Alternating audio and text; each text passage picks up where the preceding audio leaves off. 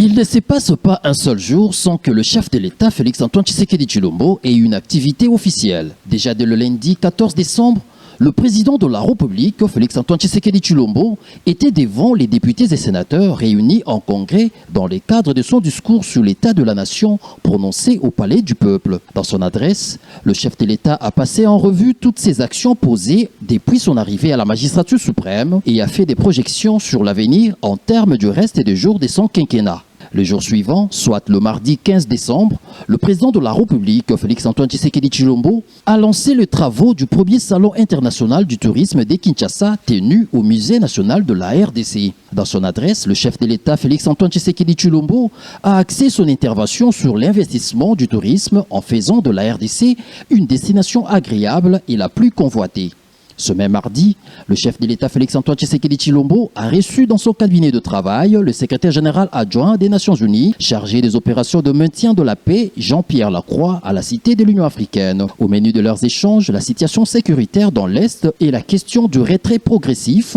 des casques bleus de l'ONU en République démocratique du Congo. Le mercredi 16 décembre, le président de la République, Félix-Antoine Tshisekedi Tshilombo, a accordé une audience à la délégation du comité de gestion de la zone de libre-échange continentale africaine, conduite par le ministre congolais de l'Industrie Julien Paluku au Palais de la Nation. Lors de leurs échanges avec le chef de l'État congolais, le secrétaire général du ZECLAF a indiqué que sa délégation était venue d'abord féliciter le président Tshisekedi pour sa prochaine présidence de l'Union africaine, ensuite prendre contact avec lui dans le cadre de la zone de libre-échange continentale africaine. Arrivé au jeudi 17 décembre, le chef de l'État Félix-Antoine Tshisekedi Tshilombo a présidé la haute réunion du comité multisectoriel de la riposte à la COVID-19,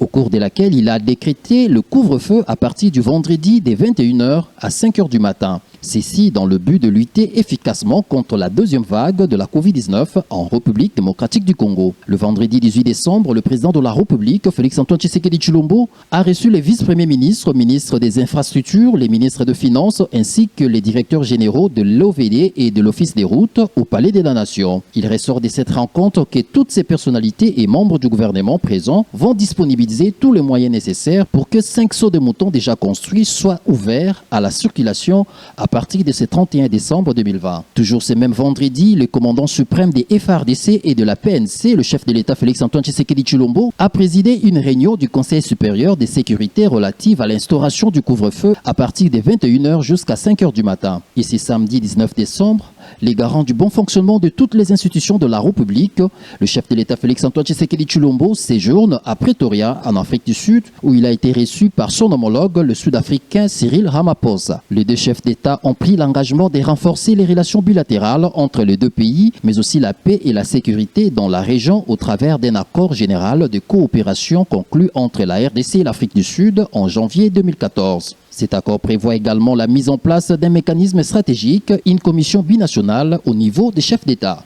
La visite du président Tshisekedi en Afrique du Sud est une occasion pour les présidents sud-africains Cyril Ramaphosa d'échanger des points qui touchent le développement au niveau régional ainsi que pour discuter des grandes questions qui touchent le continent dans le contexte de l'Union africaine qui sera présidée dès le début de l'année prochaine par le président de la RDC Félix-Antoine Tshisekedi Tshilombo, succédant ainsi au Sud-Africain Cyril Ramaphosa, président en exercice de l'Union africaine.